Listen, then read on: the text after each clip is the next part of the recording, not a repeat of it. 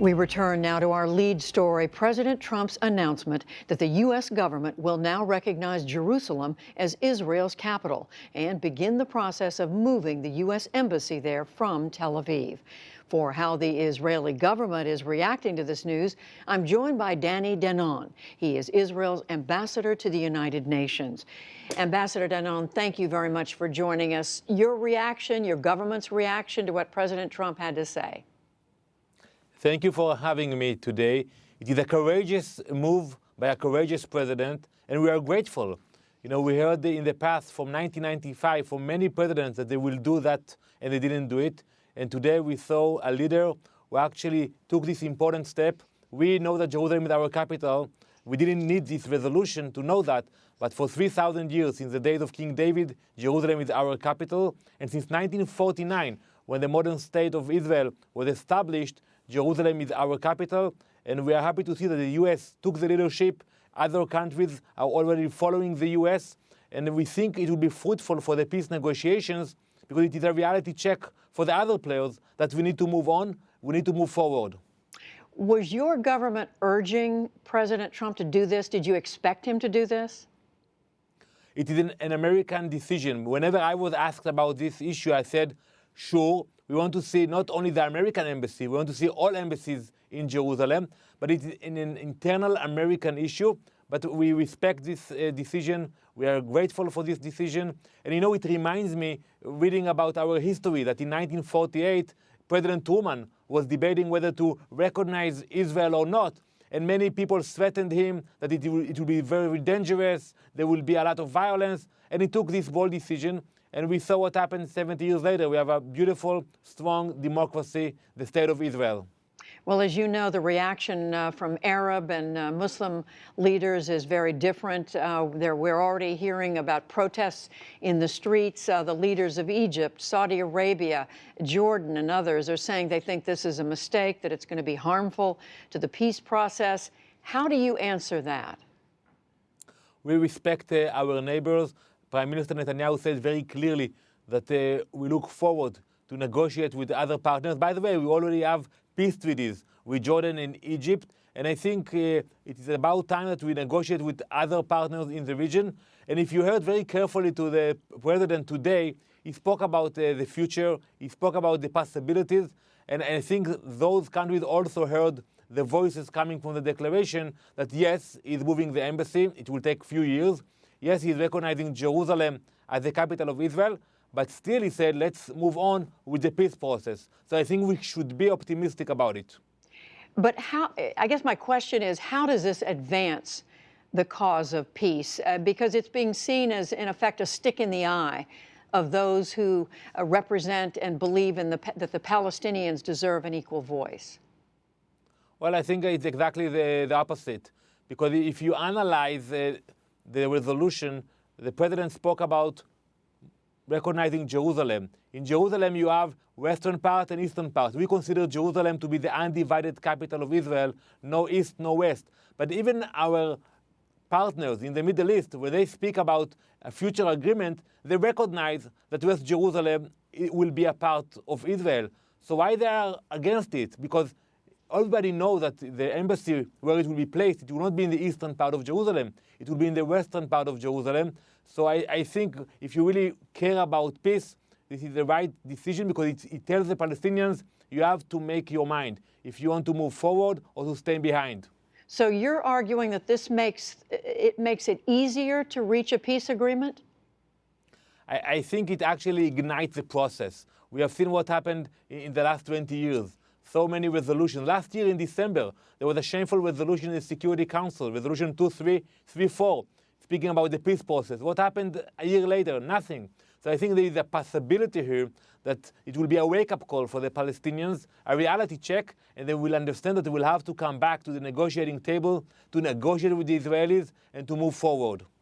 I mentioned the leaders of other countries. Turkey's President Recep Tayyip Erdogan is saying this could mean that Turkey cuts diplomatic relations with Israel. Well, we have diplomatic relations with Turkey. We had our issues that we resolved with Turkey.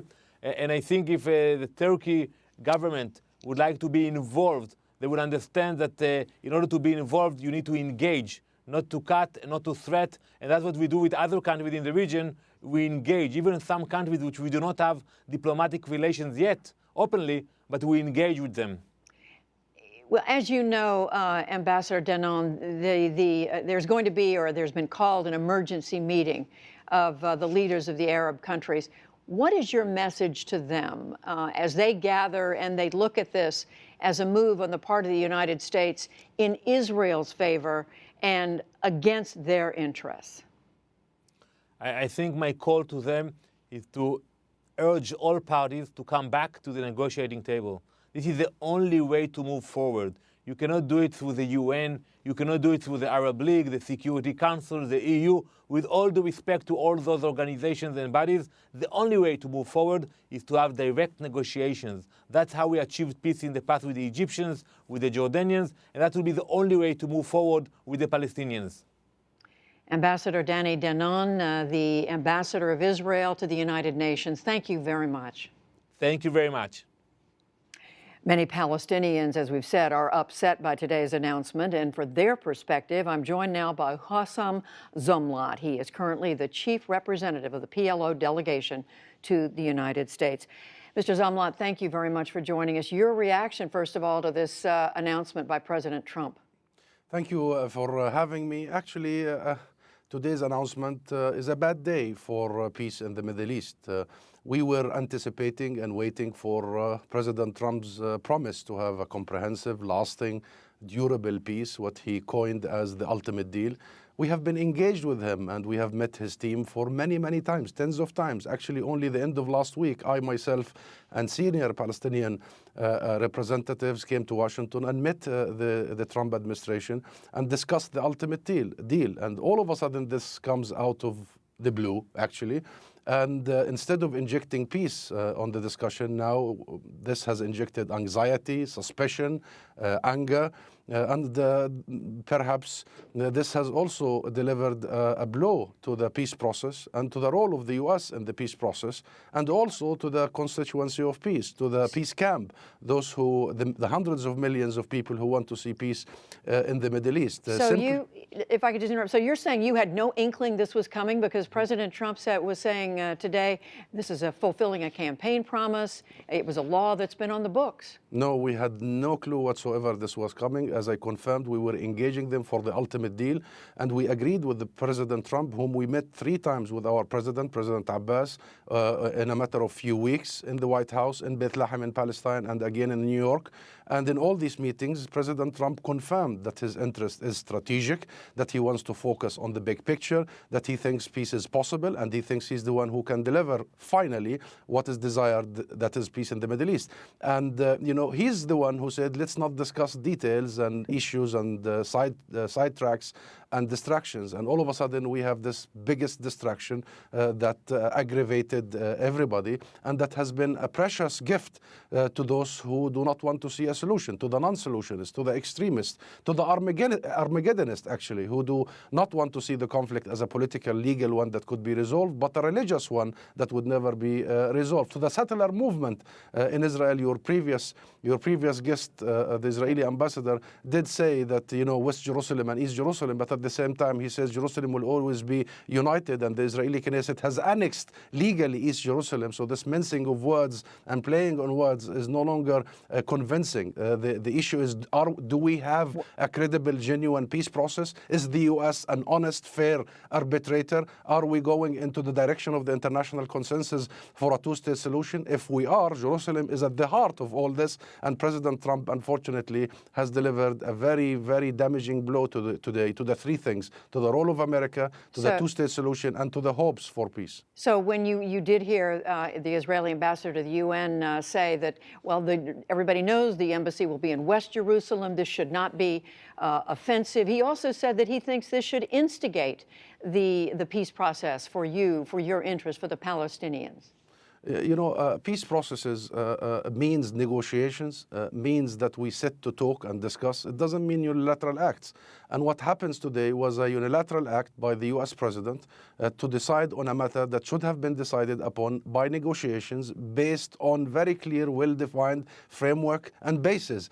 These bases have been determined by the US since 1991 through written letters to us. Secretary Baker wrote to us in 1991 to the Palestinian leadership and to the Palestinians saying that we invite you to the Madrid peace process based on the U.S. commitment to the UN Security Council resolutions 242338, i.e. land for peace, that Israel must end its occupation that began in 1967, including East Jerusalem. In that letter, by the way, Secretary Baker confirmed that the U.S. will not recognize Israel's control of the city or Israel's annexation of East Jerusalem, that East Jerusalem will remain occupied. And therefore, this is a reneging. Just last sentence, President Trump today reneged on the U.S. commitment, and it was a U-turn that was absolutely unexpected, and therefore it leaves the peace process in the limbo.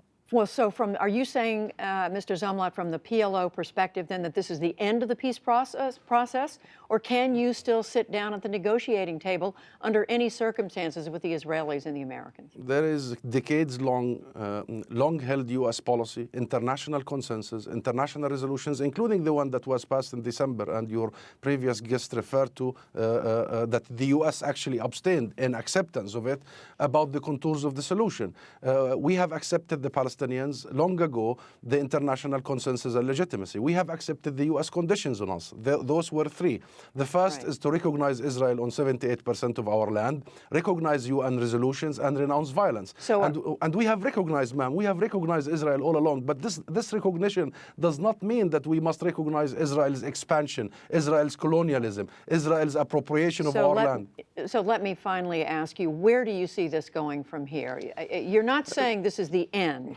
No, this is not the end. No, this is not the end. We the Palestinians, are committed to the three principles. We are committed to peace. Believe you me, our generations are aching for an end to this and a new beginning. We have so many people who want a state that they can call home, a passport, an airport, a school, a cinema they can watch nice movies in it. And I'm saying it this way because we are tired. We also want to see an end to this, but not at any cost. We are a dignified nation. In fact, we are a nation that has produced all religions. We are celebrating Christmas now. Bethlehem is the birthplace of Jesus and Christianity. We are such an ancient nation, and surrender is nothing we know. But we know the message of Jesus. We know the message of peace. We celebrate it. We are a model in the region, a model as a society, the Palestinians, of diversity and tolerance. We will hang on the hope of peace, but we cannot find peace in such dictations. We cannot find peace in such unilateral acts. I wish President Trump had stayed on course on the ultimate deal, stayed on course on the strategic action, not such an act that has really inserted much anxiety in the hearts of hundreds of millions of people, Christians and Muslims worldwide. Hussam Zumwalt, who is the PLO, the chief representative of the PLO delegation to the United States. We thank you very much. Thank you.